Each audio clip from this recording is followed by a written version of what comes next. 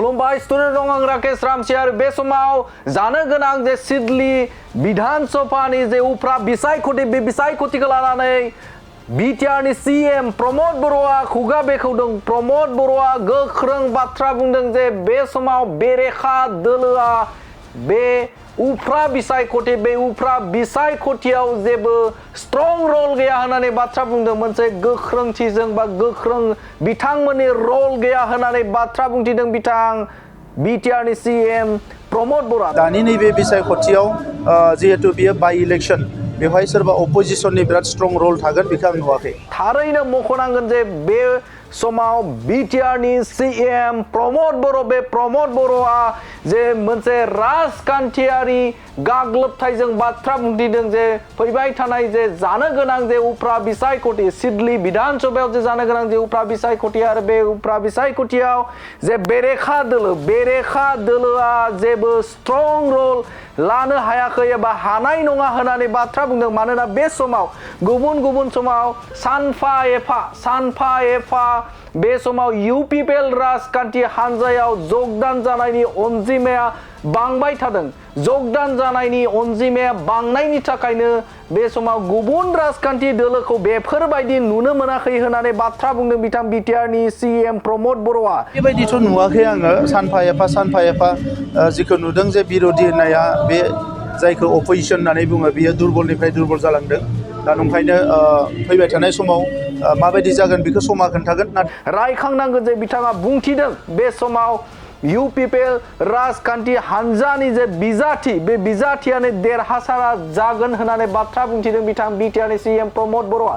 आरो फैबाय थानाय समाव जे उफ्रा बिसायख'थियाव जानो गोनां बिसायख'थियाव बेरेखा दोलोआ जेबो स्ट्रं रल लानो हायाखै बा हानाय नङा होननानै बाथ्रा बुंथिदों सीएम प्रमोद बर'आ। आरो बेनि अनगायैबो बिजाथि होनायनि बेलायाव बिथाङा बुंथिदों जे फैबाय थानाय समाव जे इउपिपिएलनि बिजाथिया सोर जागोन बे सोंथि खालामनायाव सीएम प्रमोद बर'आ फिननाय होदों जे बेनि थाखाय साब्रै दैदेनगिरिखौ लानानै मोनसे कमिटि दाना होनाय जादों। आरो बे कमिटियानो खौरां मेलनि गेजेरजों फोसावना होगोन जे सोर बिजाथिया जानो हागोन नैबे सिडली उफ्रा बिसायख'थिनि थाखाय बिजाथि। ओंखायनो जोङो इउपिपिएलआव मोनसे साब्रैनि कमिटि दाना होदों।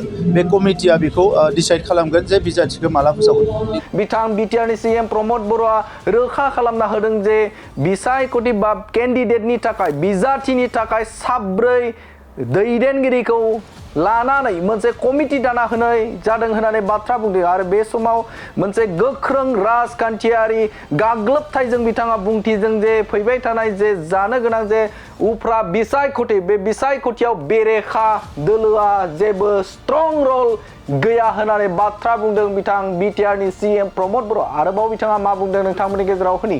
टाइम दङ। जा इलेक्शननि जिहेतु डेटआबो फोसावनाय जायाखै। दा ओंखायनो जोङो इउपिपिएलआव मोनसे साब्रैनि कमिटि दाना होदों। बे कमिटिया बेखौ डिसाइड खालामगोन जे बिजाथिखौ माला फोसावगोन। बे जोंनि कमिटिया माने जेब्ला फाइनाल खालामगोन अब्ला जोंनि कमिटिनि फारसेनिफ्रायनो बेवहाय प्रेस मिट खुंनाय जागोन। बेबायदिथ' नुवाखै आङो। सानफा एफा जिखौ नुदों जे बिरोधि होननाया बे जायखौ अपोजिशन होननानै बुङो बियो दुरबलनिफ्राय दुरबल जालांदों। दा ओंखायनो फैबाय थानाय समाव माबायदि जागोन बेखौ समा खोन्थागोन। नाथाय दानि नैबे बिसायख'थियाव जिहेतु बियो बाइ इलेक्शन बेवहाय सोरबा अपोजिशननि बिराद स्ट्रं रल थागोन बेखौ आं नुवाखै। टाइम दङ। जा इलेक्शननि जिहेतु डेटआबो फोसावनाय जायाखै। दा ओंखायनो जोङो इउपिपिएलआव मोनसे साब्रैनि कमिटि दाना होदों। बे कमिटिया बेखौ डिसाइड खालामगोन जे बिजाथिखौ माला फोसावगोन। बे जोंनि कमिटिया माने जेब्ला फाइनाल खालामगोन अब्ला जोंनि कमिटिनि फारसेनिफ्रायनो बेवहाय प्रेस मिट खुंनाय जागोन। बेबायदिथ' नुवाखै आङो। सानफा एफा जिखौ नुदों जे बिरोधि होननाया बे जायखौ अपोजिशन होननानै बुङो बियो दुरबलनिफ्राय दुरबल जालांदों। दा ओंखायनो फैबाय थानाय समाव माबायदि जागोन बेखौ समा खोन्थागोन। नाथाय दानि नैबे बिसायख'थियाव जिहेतु बियो बाइ इलेक्शन बेवहाय सोरबा अपोजिशननि बिराद स्ट्रं रल थागोन बेखौ आं नुवाखै। टाइम दङ जा इलेक्सननि जिहेतु डेटआबो फोसावनाय जायाखै दा नंखायनो जोङो UPPL आव मोनसे साब्रैनि कमिटि दाना होदों। बे कमिटिया बेखौ डिसाइड खालामगोन जे बिजाथिखौ माला फोसावगोन। बे जोंनि कमिटिया माने जेब्ला फाइनाल खालामगोन अब्ला जोंनि कमिटिनि फारसेनिफ्रायनो बेवहाय प्रेस मिट खुंनाय जागोन। बेबायदिथ' नुवाखै आङो सानफा एफा जिखौ नुदों जे बिर'धि होननाया बे जायखौ अपोजिशन होननानै बुङो बियो दुरबलनिफ्राय दुरबल जालांदों। दा नंखायनो फैबाय थानाय समाव माबायदि जागोन बेखौ समा खोन्थागोन। नाथाय दानि नैबे बिसायख'थियाव जिहेतु बियो बाइ इलेक्सन बेवहाय सोरबा अपोजिशननि बिराद स्ट्रं रल थागोन बेखौ आं नुवाखै।